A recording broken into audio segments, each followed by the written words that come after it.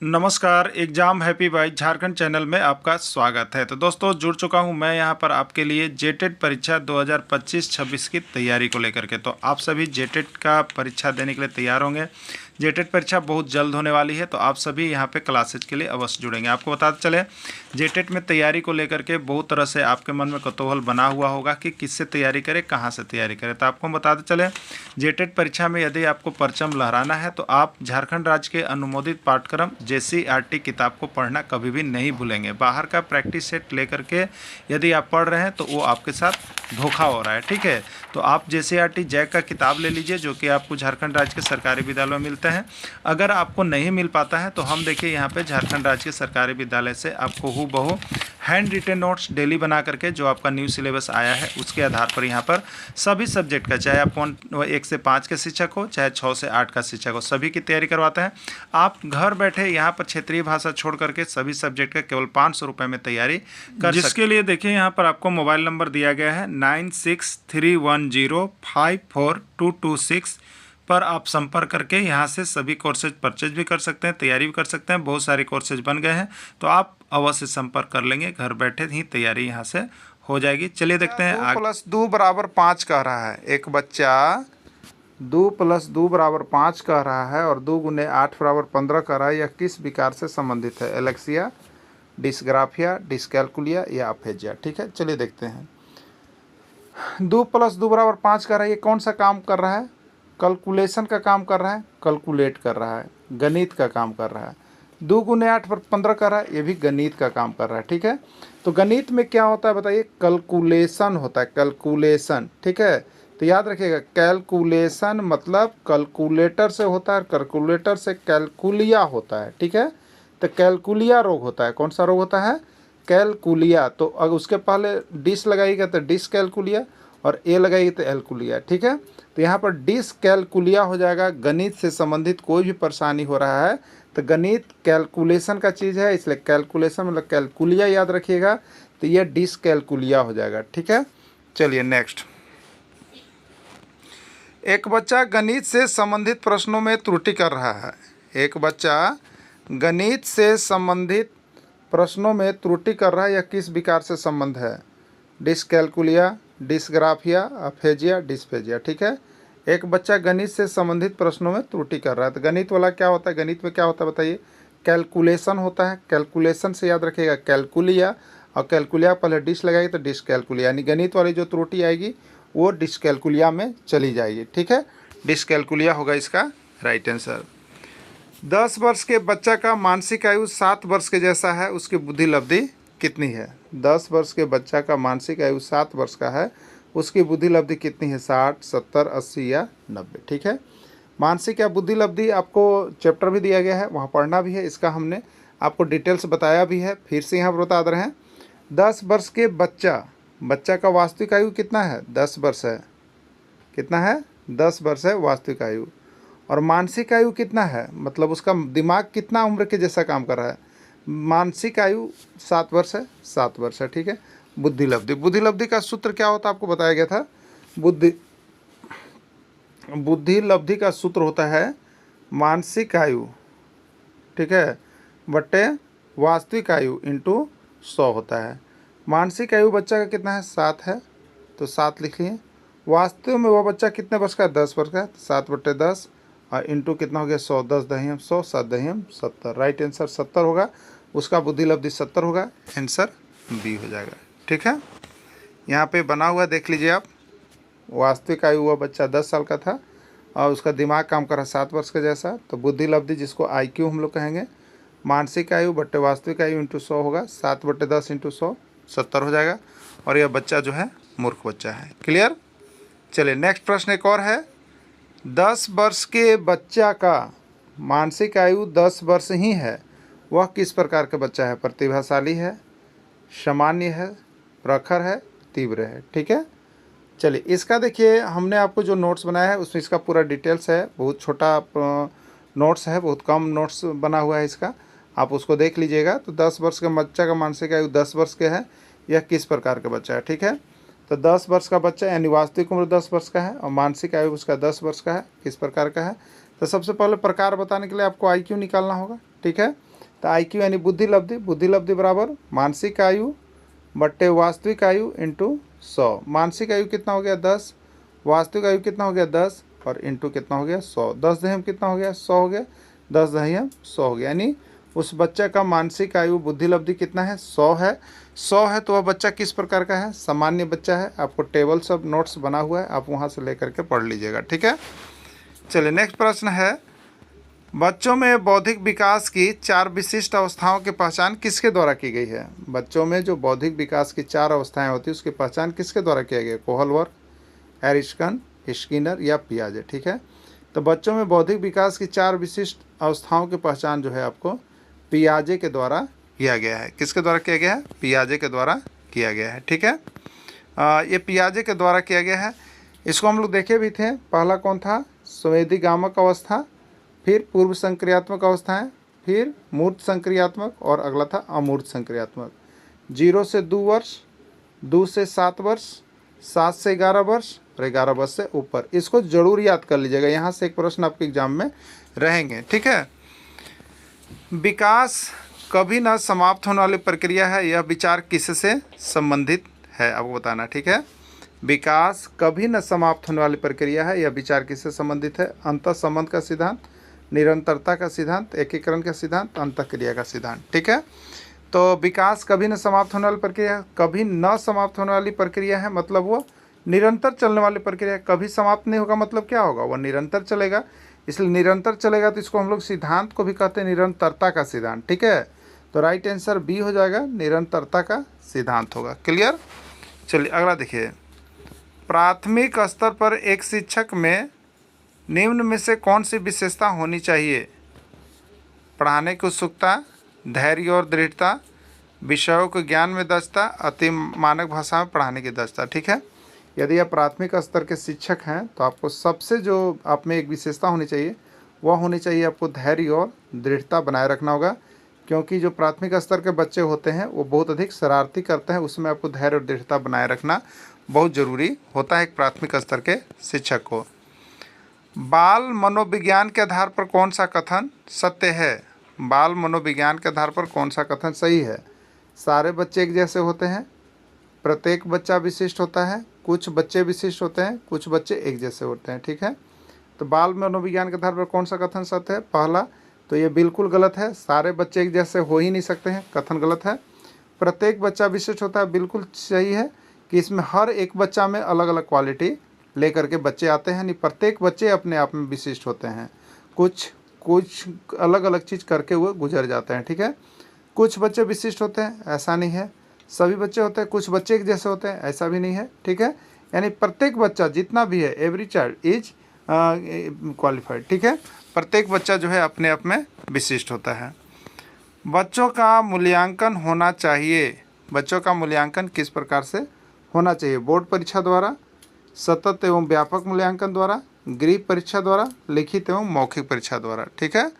तब बच्चों का मूल्यांकन किसके द्वारा होना चाहिए, तो सतत एवं व्यापक मूल्यांकन के द्वारा होना चाहिए, CCE के द्वारा होना चाहिए। CCE आपको जेटेड न्यूज़ सिलेबस में CCE आपको टॉपिक बनाया गया है, इस टॉपिक का PDF बना हुआ है, तैयार है, आप वहाँ से खरीद करके पढ़ सकते हैं, ठीक है।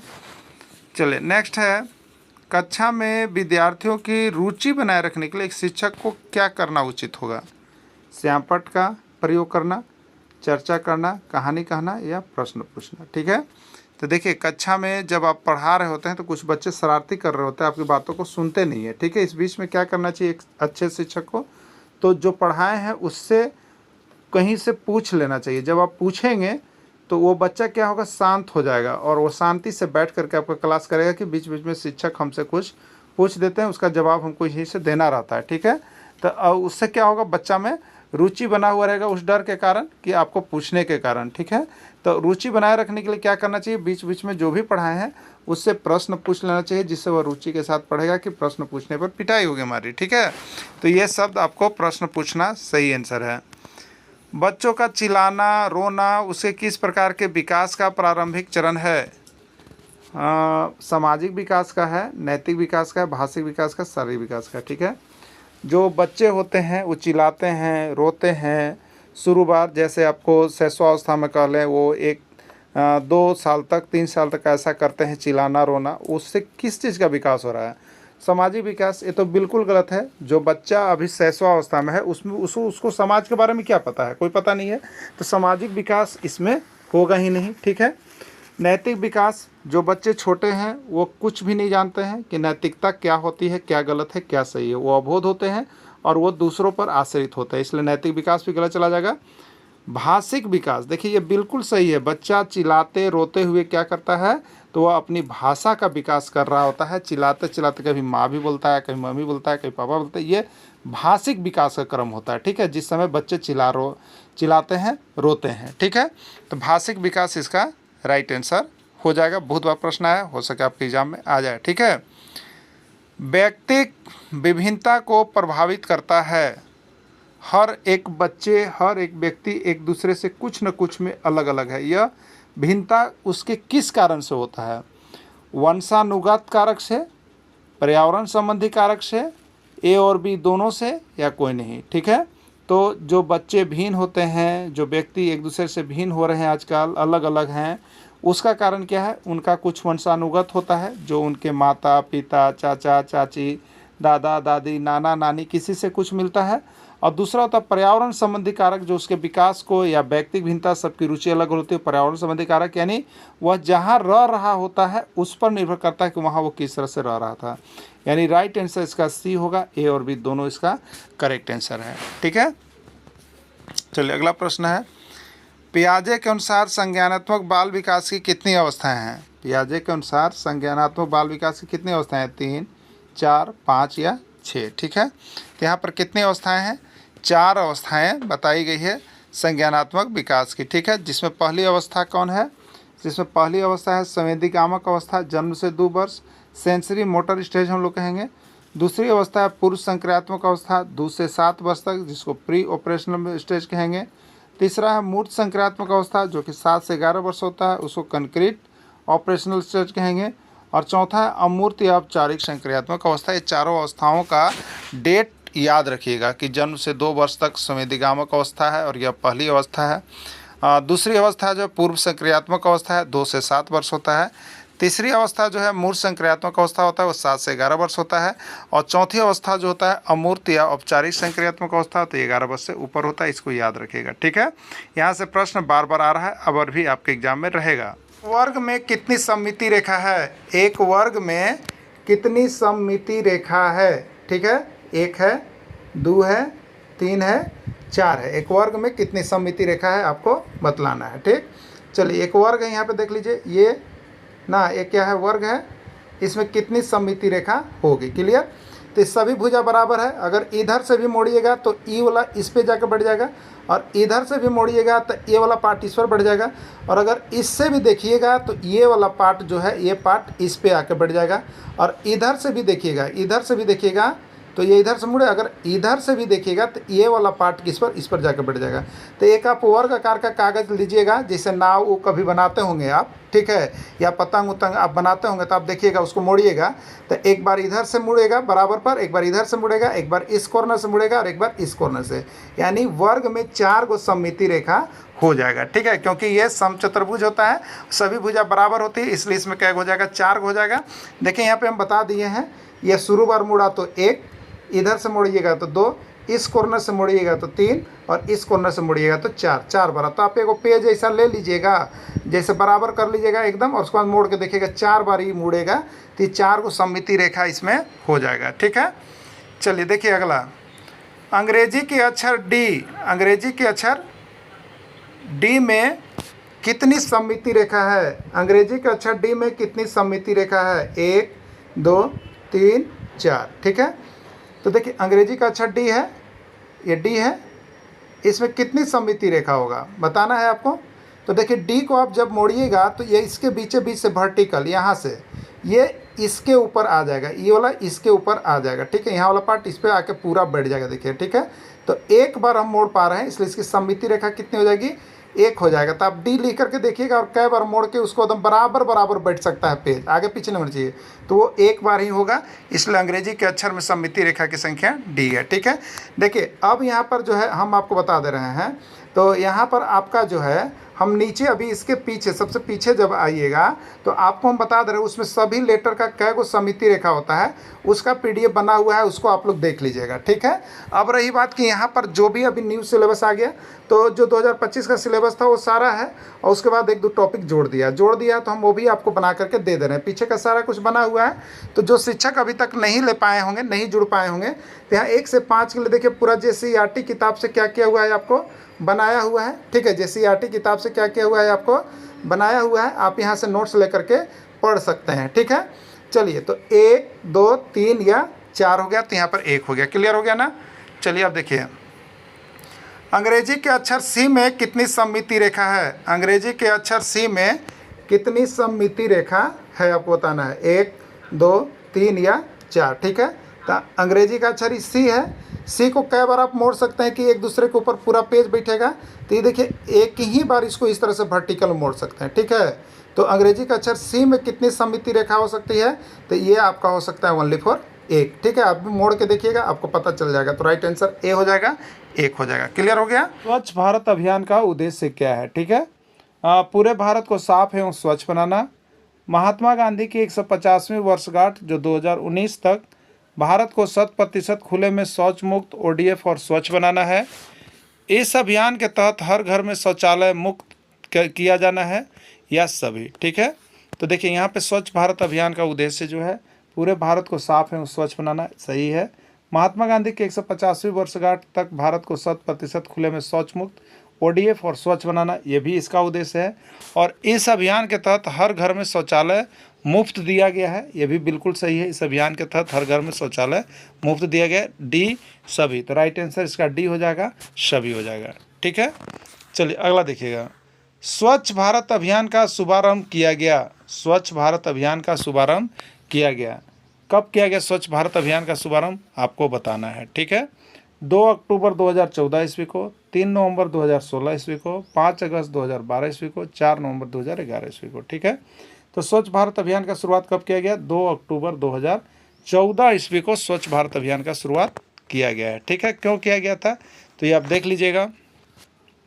महात्मा गांधी के जन्मदिन के अवसर पर 2 अक्टूबर 2014 को प्रधानमंत्री श्री नरेंद्र मोदी जी के द्वारा इस योजना का शुभारंभ किया गया, जिससे भारत को स्वच्छ रखा जा सके, ठीक है। चलिए अगला है, ODF का फुल फॉर्म क्या है? ODF का फुल फॉर्म क्या है? Open defecation free out depart of forest, outer department of forest, out of depart fuel, ठीक है, क्या है, ठीक है। तो देखिए ODF का फुल फॉर्म होता है, O से होता है ओपन, D से होता है डिफिकेशन, और F से होता है फ्री, यानी खुले में शौच मुक्त, ठीक है, खुले में शौच मुक्त गांव, ठीक है। देखिए ODF का पूर्ण रूप अंग्रेजी में ये होता है, जबकि हिंदी में इसे खुले में शौच मुक्त कहते हैं। तो आप देख लीजिएगा, कभी कभी फुल फॉर्म पूछेगा कि इसका पूर्ण रूप क्या है, इसका फुल फॉर्म क्या है, तो हिंदी में भी रहेगा खुले में शौच मुक्त, और अंग्रेजी में होगा तो ओपन डिफिकेशन फ्री होगा, ठीक है। 100% पहले खुले में शौच मुक्त राज्य है, कौन सा ऐसा राज्य है भारत का जो सबसे पहले ODF घोषित किया गया था? सबसे पहला राज्य वो कौन सा है? सिक्किम, गुजरात, झारखंड, बिहार। तो देखिए सिक्किम भारत का ऐसा पहला राज्य है जो सबसे पहले खुले में शौच मुक्त योग की घोषणा की गई थी, ठीक है। तो देखिए पहला राज्य जो है वो सिक्किम है, उसके बाद दूसरा राज्य की बात की जाए तो हिमाचल प्रदेश, और तीसरे स्थान पर जो केरल है, जो यहाँ पे आपको ODF का दर्जा प्राप्त किया है। 100% खुले में शौच मुक्त राज्य ये सब हैं, ठीक है। स्वच्छ भारत अभियान का नारा है, स्वच्छ भारत अभियान का नारा है, एक कदम स्वच्छता की ओर, स्वच्छ भारत स्वस्थ भारत, गांधी जी का सपना स्वच्छ भारत हो अपना, या सभी। तो राइट आंसर D इसका सभी है। लेकिन स्वच्छ भारत अभियान का अगर मूल नारा पूछेगा तो आपको बताना है एक कदम स्वच्छता की ओर, ठीक है। एक कदम स्वच्छता के मूल नारा है, बाकी सब ये भी आपके नारे ही हैं, ठीक है। देखिए यहाँ पे नोट हमने बता दिया है, स्वच्छ भारत अभियान का प्रमुख नारा एक कदम स्वच्छता की ओर है, याद रखेगा। स्वच्छ भारत अभियान का अगर प्रमुख नारा कोई पूछेगा तो याद रखिएगा एक कदम स्वच्छता की ओर है, ठीक है। और इसके अन्य लोकप्रिय नारे भी हैं जिसको आप याद कर लेना है। स्वच्छ भारत स्वस्थ भारत, स्वच्छता ही सेवा है, गंदगी मुक्त भारत, गांधी जी का सपना स्वच्छ भारत हो अपना, जन जीवन जन जन का है एक ही नारा स्वच्छ बने भारत हमारा। तो ये सभी स्वच्छ भारत के नारे हैं। मुख्य नारा क्या था? तो मुख्य नारा आपका यहाँ पर है एक कदम स्वच्छता की ओर, ठीक है, इस सभी को याद रखिएगा। कांसा के संबंध में सत्य कथन है। कांसा के संबंध में सत्य कथन है। कांसा एक मिश्र धातु है। कांसा तांबा और टीन को पिघलाकर बनाया जाता है। कांसे के तौर पर मूर्तियां बनाई जाती है। ठीक है, तो कांसा के संबंध में सत्य कथन क्यों है? कांसा एक मिश्र धातु है, बिल्कुल है। जब दो या दो से अधिक धातु आपस में मिल करके एक नए धातु का निर्माण करते हैं, एक नए वस्तु का निर्माण करते हैं, उसको मिश्र धातु कहते हैं। तो कांसा में दो धातुएं हैं, जिसमें तांबा और टीन है, इसको मिला के बना गया है, पिघला के बनाया गया है, इसलिए मिश्र धातु था, बिल्कुल सही है। कांसा कौन सी धातु का मिश्रण है? तो सीयू और एसएन का, याद रखिएगा। 1001 बार प्रश्न यहाँ से निकल के आया। ठीक है, कांसे के तौर पर मूर्तियाँ बनाई जाती है, बिल्कुल सही है। यानी कांसे के संबंध में इसमें सत्य कथन सभी है, यानी डी इसका राइट आंसर हो जाएगा, सभी हो जाएगा। ठीक है, मलेरिया किसके काटने से होता है? मलेरिया किसके काटने से होता है? पहला है मादा एनाफिलीज नामक मच्छर के काटने से, सुअर के काटने से, कुत्ता काटने से, कोई नहीं। ठीक है, तो मलेरिया कैसे होता है? तो मलेरिया मादा एनाफिलीज नामक मच्छर के काटने से होता है। ठीक है, चलिए अगला देखिएगा। मलेरिया की दवाई किससे बनाई जाती है? मलेरिया की दवाई किससे बनाई जाती है? रेड़ी के पत्ते से, सेमर के पेड़ के छाल से, सिनकोना वृक्ष की छाल से, या सभी। ठीक है, तो मलेरिया की दवाई जो होती है वो सिनकोना वृक्ष की छाल से बनाई जाती है। ठीक है, सिनकोना वृक्ष की छाल से बनाई जाती है। मलेरिया किसका वाहक होता है? मलेरिया किसका वाहक होता है? परजीवी का, जीवाणु का, विषाणु का, या कोई नहीं। ठीक है, तो मलेरिया क्या होता है? प्लाज्मोडियम नामक परजीवी होता है। ठीक है, मलेरिया क्या होता है? प्लाज्मोडियम नामक परजीवी का वाहक होता है, जो आपको यहाँ पे मच्छर, मादा एनाफिलीज नामक मच्छर के काटने से फैलता है। ठीक है, तो मानसिक रोग का उदाहरण है। कौन ऐसा रोग है जो माता पिता से बच्चों में आ जाते हैं? यूपी टेट और रीट में पूछा गया था। वर्णांधता, हैजा, कैंसर, सभी। ठीक है, तो सबसे पहले इसमें अनुवांशिक रोग कौन है? तो इसमें अनुवांशिक रोग जो है वर्णांधता है। ठीक है, वर्णांधता जो है ये वांशिक रोग है, जिसमें क्या होता है, बच्चे जो होते हैं कुछ रंगों को पहचान नहीं कर पाते हैं। ठीक है, लाल और हरा रंग को वो पहचान नहीं कर पाते, इसीलिए जब आप मेडिकल में जाते हैं तो आप हरा रंग का पहचान नहीं कर पाए, लाल रंग का, जिसे मेडिकल में छांट दिया जाता है, जिसमें पुलिस का भी आप कह सकते हैं, लोको पायलट का भी आप कह सकते हैं, बूथ में होता है। ठीक है, ये माता पिता से ही बच्चों में आते हैं। आनुवांशिक रोग का उदाहरण है, आनुवांशिक रोग का उदाहरण है मधुमेह, हीमोफीलिया, कैंसर या टाइफाइड। ठीक है, हरियाणा टेट 2015 में पूछा है। तो आनुवांशिक रोग का जो उदाहरण है वो है, आपको देखिए यहाँ पे आप ले सकते हैं हीमोफीलिया को। ठीक है, किसको ले सकते हैं? हीमोफीलिया। संचरणीय या संक्रामक रोग है, संचरणीय या संक्रामक रोग है। कौन सा रोग है? संचरणीय संक्रामक रोग, जो माता पिता से बच्चों को प्राप्त होता है, जो एक व्यक्ति से दूसरे व्यक्ति में फैलता है, जो एक व्यक्ति से दूसरे व्यक्ति में नहीं फैलता है, या सभी। ठीक है, तो संचरणीय रोग ऐसा होता है जो किसी के संपर्क में हम जाते हैं और उससे अगर हमको भी हो जाए तो वो संचरणीय रोग होते हैं, यानी जो एक व्यक्ति से दूसरे व्यक्ति में फैलता है उसको संचरणीय रोग हम लोग कहते हैं। ठीक है, संचरणीय या संक्रामक रोग का उदाहरण क्या है? हैजा, एड्स, टाइफाइड या सभी। ठीक है, तो हैजा भी संचरणीय रोग है, एड्स भी संचरणीय रोग है, टाइफाइड भी है, यानी राइट आंसर इसका सभी हो जाएगा। वर्णांधता में व्यक्ति किस रोग की पहचान नहीं कर पाता है? वर्णांधता, जिसको हम लोग कलर ब्लाइंडनेस कहते हैं, सीजी टेट 2013, एमपी टेट 2015 और उत्तराखंड टेट 2019 से पूछा गया था। ठीक है, तो वर्णांधता कलर ब्लाइंडनेस क्या होता है कि अगर आपकी माँ को है तो बच्चा को भी हो जाता है, पिता को है तो बच्चा को पता है, इसलिए यह संचरणीय, इसलिए यह जो है क्या है, अनुवांशिक रोग है। तो इसमें व्यक्ति क्या कर पाता है, कैसे पहचान होता है कि उसको कलर ब्लाइंडनेस है, जो कि पुलिस में, फोर्स में नहीं जा पाते हैं। तो जिनको कलर ब्लाइंडनेस है वो लोको पायलट में नहीं जा सकते हैं, पुलिस फोर्स वाले के भी बहाली में नहीं आपका हो सकता है। तो ये लाल और हरा रंग को नहीं पहचान कर पाते हैं। ठीक है, जो कि सभी के लिए बहुत ज़रूरी होता है। अगर आप लोको पायलट में है तो लाल और हरा नहीं पहचान पाइएगा तो सिग्नल कैसे होगा? ठीक है, तो इसी के कारण यहाँ पर लाल और हरा होता है। हीमोफीलिया रोग के बारे में क्या सही है? हीमोफीलिया रोग क्या होता है ये आपको बताना है। यह एक आनुवांशिक रोग है। इस रोग में रक्त का थक्का नहीं बनता या विटामिन के की कमी से होता है। उपयोग से बिल्कुल सही है। हीमोफीलिया जो है पहला है कि आनुवांशिक रोग है, अपने माता पिता से बच्चों में आता है। इस रोग में रक्त का थक्का नहीं बनता है, बिल्कुल सही है। और विटामिन के, जिसका विटामिन के का कमी होता है, अगर उसको कहीं एक्सीडेंट हो जाए, ब्लड चलने लगे तो ब्लड क्या होता है, पानी जैसा पतला होता है, जिससे रक्त का थक्का नहीं बन पाता है और वो आदमी मर जाता है। ठीक है, तो राइट आंसर डी, उपयुक्त सभी। वर्णधानता के बारे में क्या सही है? कलर ब्लाइंडनेस के बारे में क्या सही है, आपको यहाँ पर देखना है। ठीक है, पहला ऑप्शन है कि यह एक वंशानुगत या आनुवांशिक रोग है। बिल्कुल सही है, वर्णांधता माता पिता से बच्चों में आता है, इसलिए यह वंशानुगत या आनुवांशिक रोग है। सही है। इस रोग से ग्रसित व्यक्ति को फोर्स या लोको पायलट में बहाल नहीं किया जा सकता है। बिल्कुल सही है कि आपको जब भी लोको पायलट या फोर्स में बहाल होना होगा तो आपको कलर ब्लाइंडनेस की जांच होगी। इस जांच में आप पास करते हैं तो ही आपकी बहाली आगे होती है, ना तो नहीं होता है, तो नहीं हो सकता। क्लियर। इस प्रकार का व्यक्ति लाल और हरा रंग में विभेद नहीं कर पाता है, यही तो इसका प्रॉब्लम होता है, जिसके कारण फोर्स में या लोको पायलट में नहीं ले रहा है। यानी राइट आंसर डी होगा उपयुक्त सभी। इसमें जितने भी ऑप्शन आए हैं वो कलर ब्लाइंडनेस के बारे में सही है। ठीक है। असंचरणीय या असंक्रामक रोग है। असंचरणीय या असंक्रामक रोग है। एक व्यक्ति से दूसरे व्यक्ति में फैलता है तो इसको तो हम लोग संचरणीय रोग कहते हैं। एक व्यक्ति से दूसरे व्यक्ति में नहीं फैलता है, इसलिए इसको असंचरणीय रोग कहेंगे। और माता पिता से मिलता है, ये भी बिल्कुल सही नहीं है। माता पिता से जो मिलता है उसको वंशानुगत रोग कहते हैं, या कोई नहीं। तो राइट आंसर इसका बी होगा। एक व्यक्ति से दूसरे व्यक्ति में जो रोग नहीं फैलता है उसको असंचरणीय या असंक्रामक रोग की श्रेणी में हम लोग रखते हैं। ठीक है। असंचरणीय या असंक्रामक रोग का उदाहरण है कैंसर। कैंसर यह जो है असंचरणीय रोग है। गठिया यह असंचरणीय रोग है। रतौंधी ये भी असंचरणीय रोग है, यानी राइट आंसर डी होता है। ठीक है। असंचरणीय रोग का उदाहरण नहीं है, इसमें कौन ऐसा है जो असंचरणीय रोग का उदाहरण नहीं है। ठीक है। वर्णांधता, ठीक है, वर्णांधता, गठिया, कैंसर। ठीक है। तो ये सभी के उदाहरण नहीं है, तो राइट आंसर ऐसे इसका देखें यहाँ पे सभी होना चाहिए। ठीक है। वर्णांधता क्या है, तो ये असंचरणीय रोग नहीं है। ठीक है।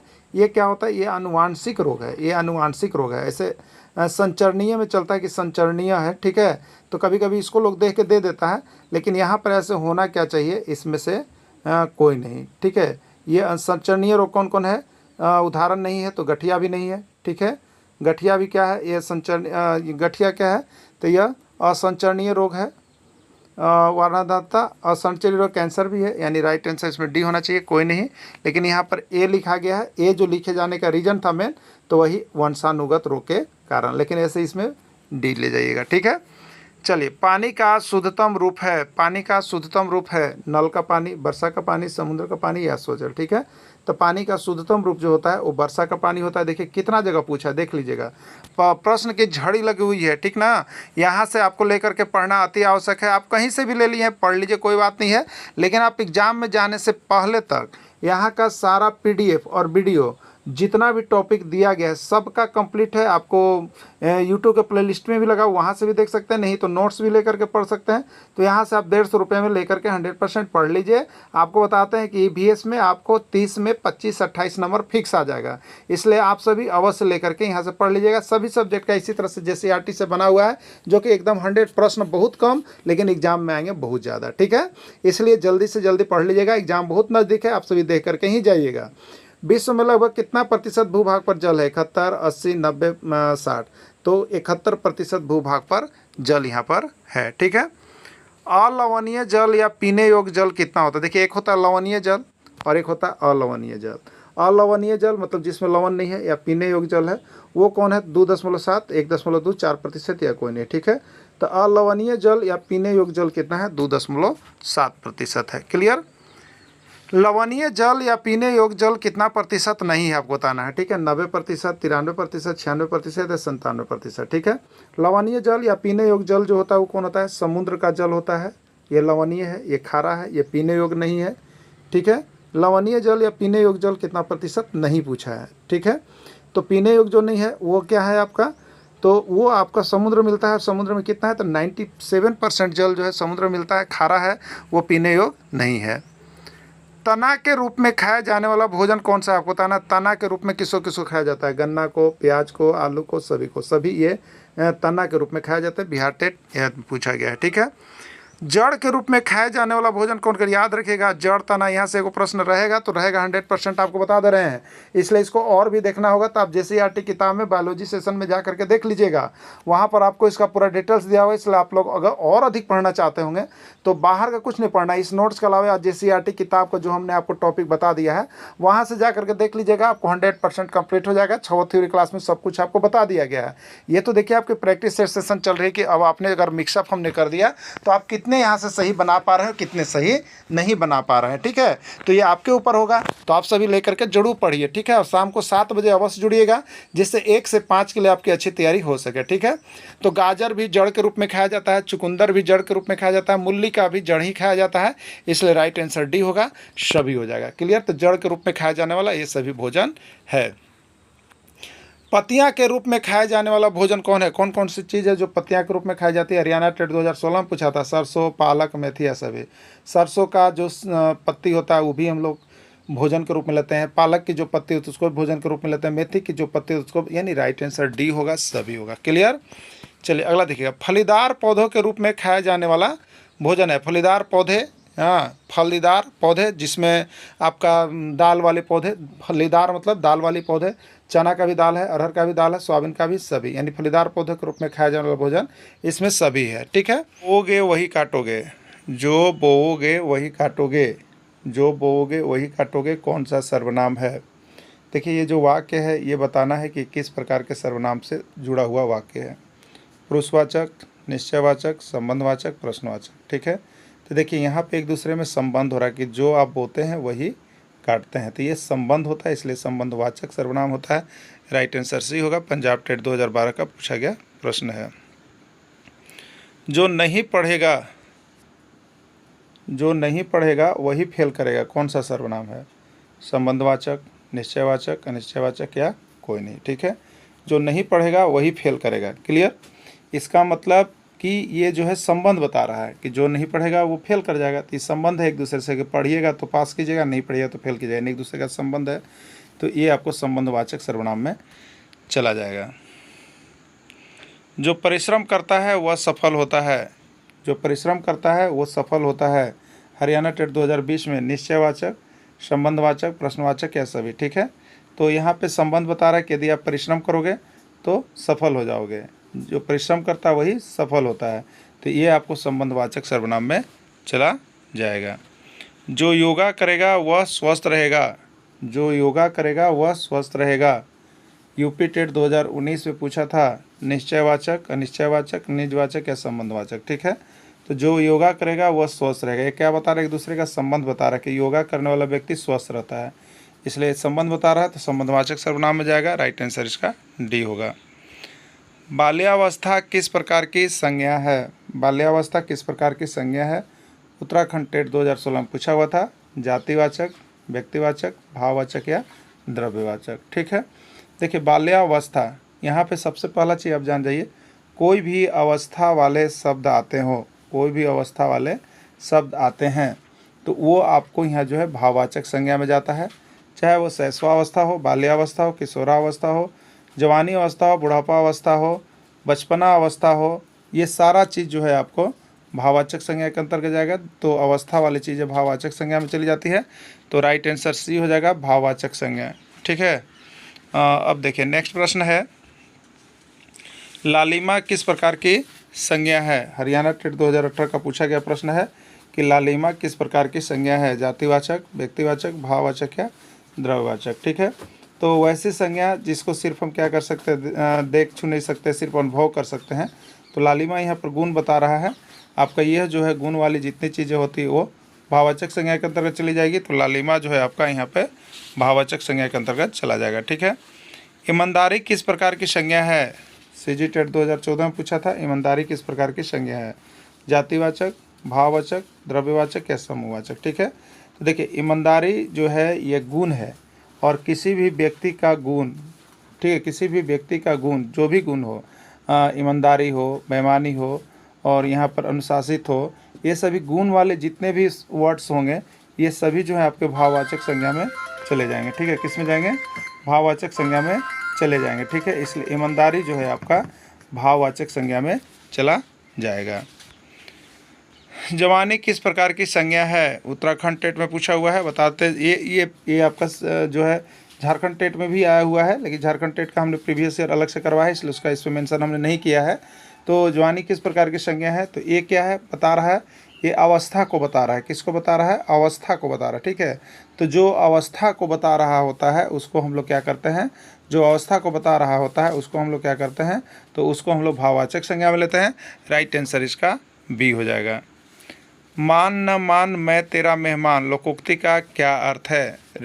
रारटेट राजस्थान शिक्षक पात्रता परीक्षा 2017 में मान न मान मैं तेरा मेहमान लोकोक्ति का क्या अर्थ है?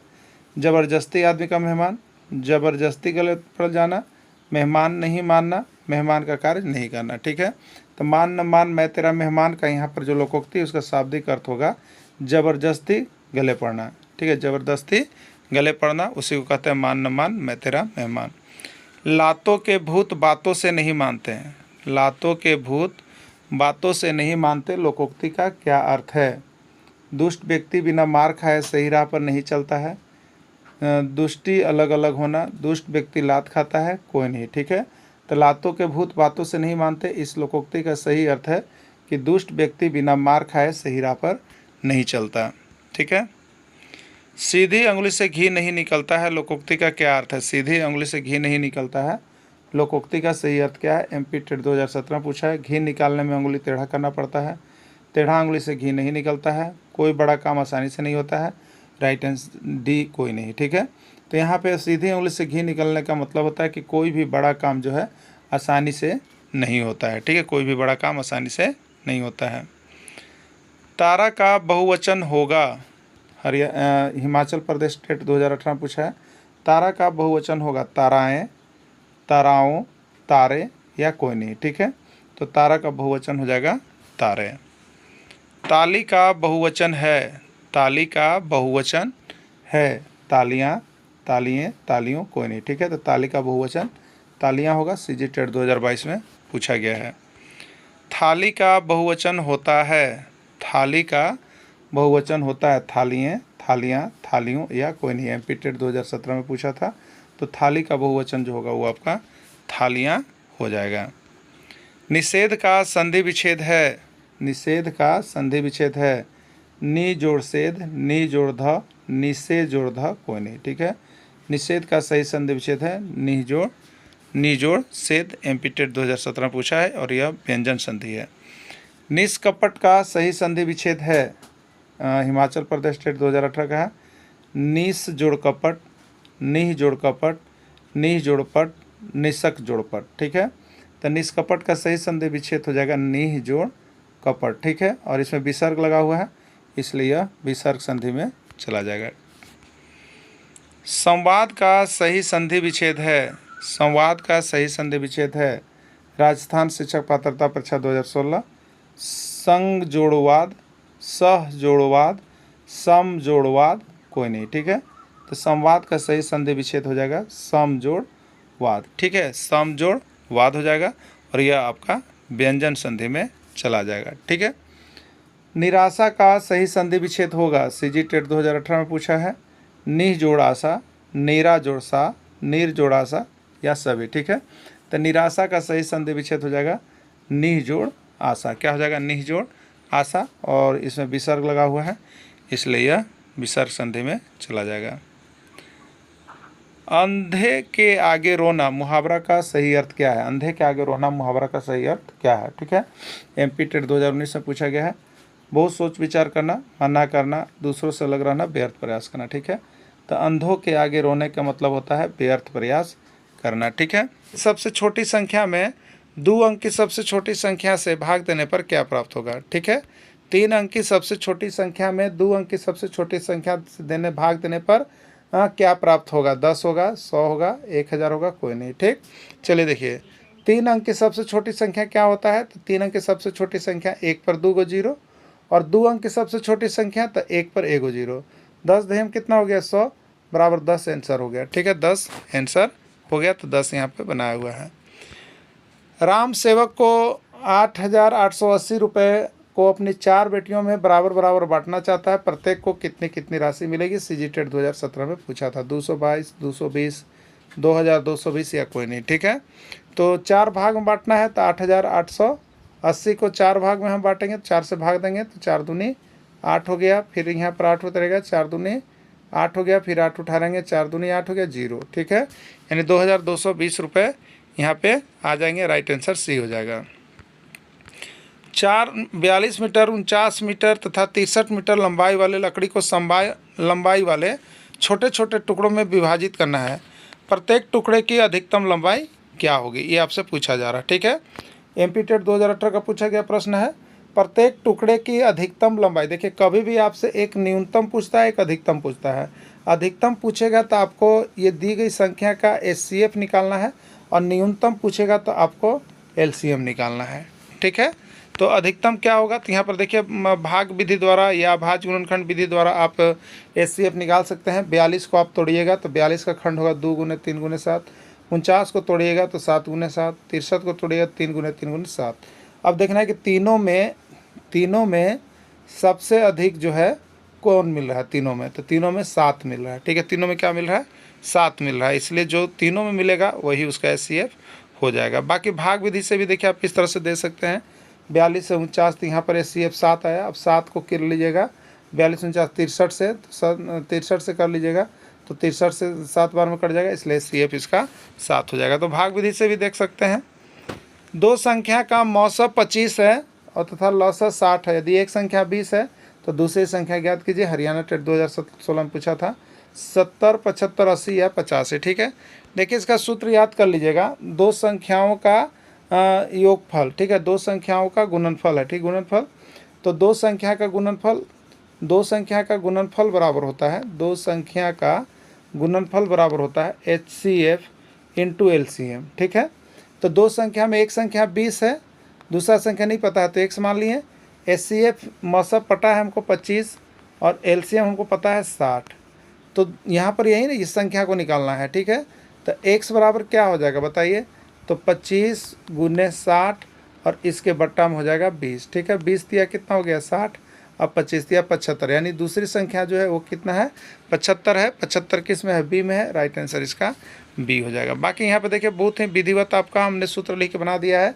सूत्र होता है पहली संख्या गुने दूसरी संख्या बराबर लौसा गुने मौसा। ठीक है, या इसी को सूत्र में कहते हैं दो संख्या का गुणनफल बराबर एलसीएफ गुने एचसीएम, या इसी को कह सकते हैं पहली संख्या गुने दूसरी संख्या बराबर एचसीएफ इंटू एलसीएम। 4 गो में से कोई 3 को दिया हुआ रहेगा और एक गो आपको निकालने के लिए हमेशा पूछा जाता है। ठीक है, तो इस प्रश्न में भी 4 में से 3 देखिए दिया हुआ है आपको।